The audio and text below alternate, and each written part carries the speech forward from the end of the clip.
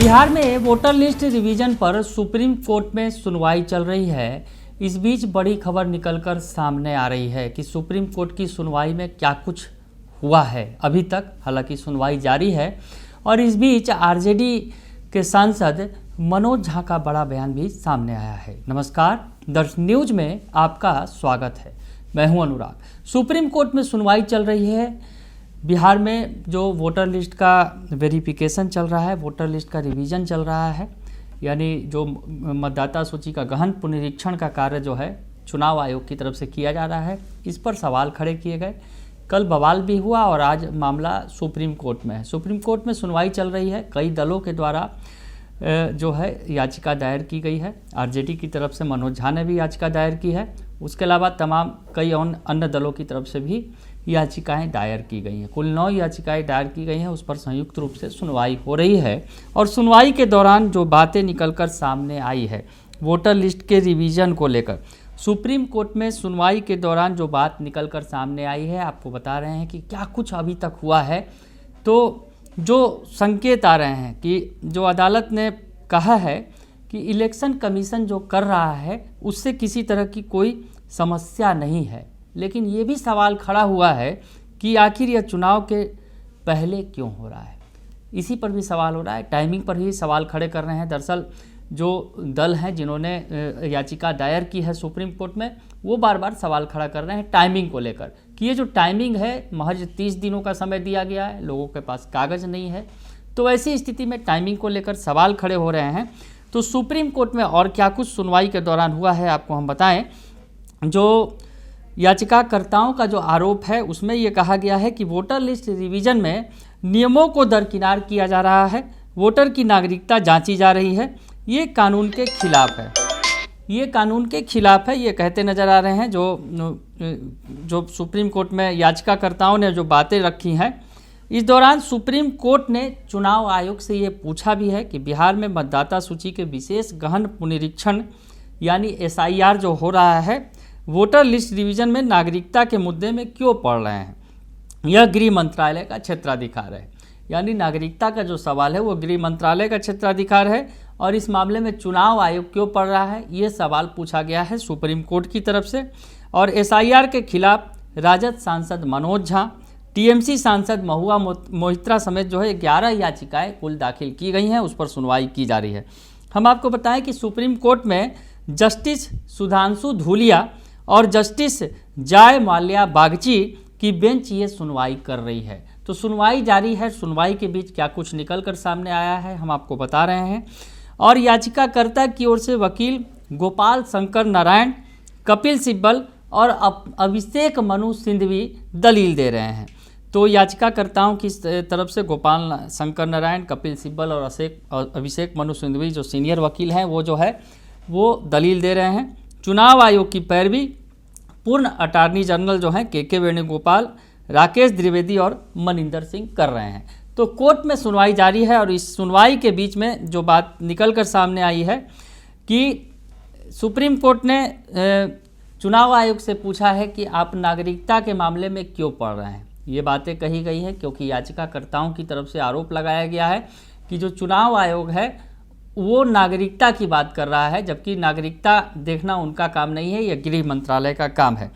तो जो बातें निकल कर और भी सामने आई हैं हम आपको बताएं कि याचिकाकर्ता की तरफ से कहा गया कि चुनाव में कुछ महीनों का वक्त बाकी है और चुनाव आयोग कह रहा है कि पूरे मतदाता सूची का विशेष गहन पुनरीक्षण कराएंगे, यानी SIR जो किया जा रहा है 30 दिनों में कराने की बात कही जा रही है। टाइमिंग को लेकर सवाल किए गए हैं। तो ऐसे में सुप्रीम कोर्ट की तरफ से कहा गया है कि SIR प्रक्रिया कोई बुराई नहीं है इसमें, लेकिन यह आगामी चुनाव से कई महीने पहले ही की जानी चाहिए थी। भारत में मतदाता बनने के लिए नागरिकता की जांच करना आवश्यक है, जो संविधान के अनुच्छेद 226 के तहत आता है। चुनाव आयोग जो कर रहा है वह संविधान के तहत अनिवार्य है और इस तरह की पिछली प्रक्रिया 2003 में की गई थी। तो सुप्रीम कोर्ट की तरफ से कहा गया है कि जो SIR की प्रक्रिया हो रही है चुनाव आयोग की तरफ से, उसमें कोई बुराई नहीं है, कोई गलती नहीं है, लेकिन जो है ये कई महीनों पहले हो जाना चाहिए था। जो अब हो रहा है, यानी आनन फानन में, जल्दबाजी में हो रहा है, ये बात निकलकर सामने आई है। और इस पर सुप्रीम कोर्ट ने कहीं ना कहीं ये बात स्वीकार की है कि जो कम समय में है ये पहले होना चाहिए था और अब कम समय में हो रहा है। और सुप्रीम कोर्ट का कहना है कि एसआईआर के दौरान दस्तावेजों की सूची से आधार कार्ड को बाहर रखा जा रहा है। ये सवाल भी उठा है, आधार जिसके आधार पर सब कुछ काम हो रहे हैं, लेकिन जब ये सूची जो बनाई गई है उसमें आधार कार्ड को आधार नहीं बनाया गया है, यानी आधार कार्ड के आधार पर आपको जो है वो जो आपका वोटर लिस्ट में नाम है उस पर जो सवाल किए जा रहे हैं तो उसमें आधार को अलग कर दिया गया है।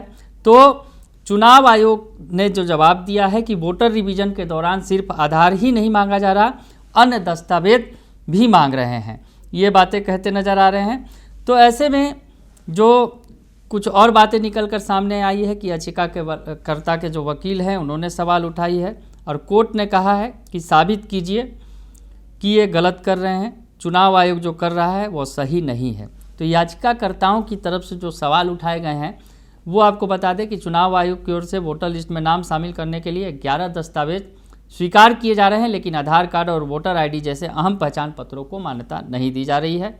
आयोग की प्रक्रिया स्पष्ट और सामान्य नहीं है, ये सवाल भी खड़ा कर रहे हैं। तो क्या कुछ कहना है मनोज झा का, जो भी याचिकाकर्ता के तौर पर इस मामले में शामिल हैं। तो मनोज झा जो आरजेडी के सांसद हैं, उनका बयान आप सुन लीजिए। तो जाहिर है कि जब आप देश की सर्वोच्च न्यायालय के पास जाते हैं तो उम्मीद के साथ जाते हैं, अंधेरे में रोशनी का सुराग ढूंढते हैं, और वही रोशनी का सुराग माननीय सर्वोच्च न्यायालय है, उनके पहले के भी जजमेंट्स हैं। और इसमें हम कुछ नहीं चाह रहे हैं, हम चाह रहे हैं जो हताशा, अराजकता, क्योस का माहौल है, जहां हर व्यक्ति के सर पे तलवार लटक रही है कि 25 दिन के अंदर उसे तमाम दस्तावेजों को मीट करना, वो भी सिर्फ वही 11 जिनके बनने में जिन दस्तावेजों का प्रयोग होता है उनको इस 11 में शामिल नहीं किया गया है। माननीय सर्वोच्च न्यायालय, मैं समझता हूं ये जो एक प्रकार की हठधर्मिता हम देख रहे हैं उसके समक्ष एक नजीर देंगे। लेकिन इस तरह के सवाल तो आप लोग हरदम उठाते हैं जब जब सरकार कोई बड़े फैसले लेती है, ये तो चुनाव आयोग का काम है, चल रहा है। नहीं, मैं आपसे असहमति व्यक्त करके, देश के तमाम पूर्व चुनाव आयुक्तों ने किसी न किसी अखबार में लेख लिखा है, और लेख का मर्म क्या है कि चुनाव आयोग के कुछ डोमेन डिफाइंड हैं, जो आपके डिफाइंड डोमेन में नहीं है वो आपकी मतलब वहां आपकी कार्यशैली अलग होनी चाहिए, विलग होनी चाहिए। और मैं समझता हूं इसी संदर्भ में राष्ट्रीय जनता दल, जब तेजस्वी जी ने प्रेस कॉन्फ्रेंस बार बार किया तो उसी को आधार मान करके और हम दस्तावेजों के साथ माननीय सर्वोच्च न्यायालय के पास पहुंचे। दूसरा सवाल सर ये है कि जो बिहार की राजनीतिक पार्टियों द्वारा मतदाता सूची को लेकर आयोग पर हमले तेज किए गए हैं, इसको लेकर चुनाव आयोग जो है ECI फैक्ट चेक हैशटैग का इस्तेमाल कर रहा है, कि क्या इसमें सच्चाई? देखिए, कमाल की चीजें हैं फैक्ट चेक, मिसलीडिंग, और ऐसा हमने चुनाव आयोग का व्यवहार हाल के वर्षों में नहीं देखा था, माफी के साथ कहता हूं। अभी कई प्रोटोकॉल इन्होंने विकसित कर लिए हैं कि अधिकृत वो होगा, अधिकृत वो होगा। ये चुनाव आयोग था, यही चुनाव आयोग, क्योंकि व्यक्ति के आने से आयोग का चरित्र नहीं बदलता, व्यक्ति नए होते हैं आयोग में। आयोग निरंतरता में सुकुमार सेन जी के वक्त से आज तक यही है। दिल्ली विश्वविद्यालय के एक प्रोफेसर के रूप में, एक नागरिक के रूप में मैं ईमेल लिखता था कि मुझे फलाने सवाल पर वक्त चाहिए, और बड़ी आसानी से वक्त मिलता था।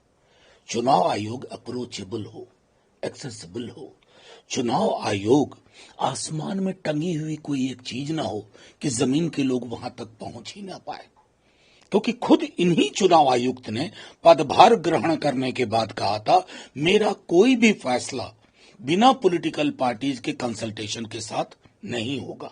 ये ऑन रिकॉर्ड। इतने बड़े फैसले में किसका कंसल्टेशन किया गया? यही 11 दस्तावेज चाहिए, किससे कंसल्टेशन किया गया? कई मुख्य चुनाव आयुक्तों ने पूर्व के लेख लिखा है, कह दीजिए मिसलीडिंग है, क्योंकि ये बहुत आसान है ये कह देना मिसलीडिंग। हाहाकार जो मचा हुआ है जाके देख लीजिए बिहार में। तो आप दिल्ली दरबार से बैठ करके अगर जमीनी हकीकत को जानना चाहते हैं, सिर्फ कागज का पेट भरने के लिए 57% हो गया, 56% हो गया, पटना में आधार चलेगा, पूर्णिया में नहीं चलेगा, किशनगंज में नहीं चलेगा, ये मैं नहीं कह रहा हूं, अखबारों ने लीड स्टोरी की है। बट जो प्रॉब्लम्स आप लोग उठा रहे हैं उसमें जो चीज लगता है कि सुधार की गुंजाइश है, चुनाव आयोग तो कर रहा है, लेकिन आप जो कह रहे हैं उससे लग रहा है कि चुनाव आयोग खुद कंफ्यूज है। पूर्णिया मैं तो बार बार कह रहा हूं, चुनाव आयोग का व्यवहार जब मैं देख रहा हूं तो मुझे नोटबंदी वाले दिन याद आते हैं। प्रतिदिन कुछ नई चीजें होती थी। कोरोना काल में जब लॉकडाउन था, डेली कुछ निर्देश बदलते थे। बिहार में चुनाव सीईओ चीफ इलेक्टोरल ऑफिसर ने विज्ञापन निकाल दिया, उससे और क्या भी कुछ नहीं है, आप सिर्फ जमा कर दो भाई, सत्यापन कैसे करोगे? तो कुल मिलाकर के इसलिए मैं कह रहा हूं कि अगर यही चीज ये कंसल्टेशन से करते, सबकी सहमति से, बातचीत से करते, तो लोकसभा चुनाव की बात करते या बिहार विधानसभा चुनाव की बात करते, क्योंकि ये पब्लिक डोमेन में है कि जनवरी 25 में ही बिहार के चुनाव को लेकर के आपकी वोटर लिस्ट लगभग फाइनल हो चुकी थी। अब तो सुन लिया आपने कि मनोज झा बता रहे हैं आपत्ति कहाँ कहाँ है, वो बातें बता रहे हैं स्पष्ट तौर पर। तो सुप्रीम कोर्ट में सुनवाई जारी है और सुप्रीम कोर्ट से जो बातें निकल कर आई हमने आपको बताने की कोशिश की है, और भी बातें जो स्पष्ट होंगी तो आपको बताएंगे, लेकिन फिलहाल जो है सुनवाई जारी है। बने रहिए दर्श न्यूज़ के साथ, तमाम खबरों से आपको अपडेट रखेंगे। फिलहाल के लिए इतना ही, धन्यवाद।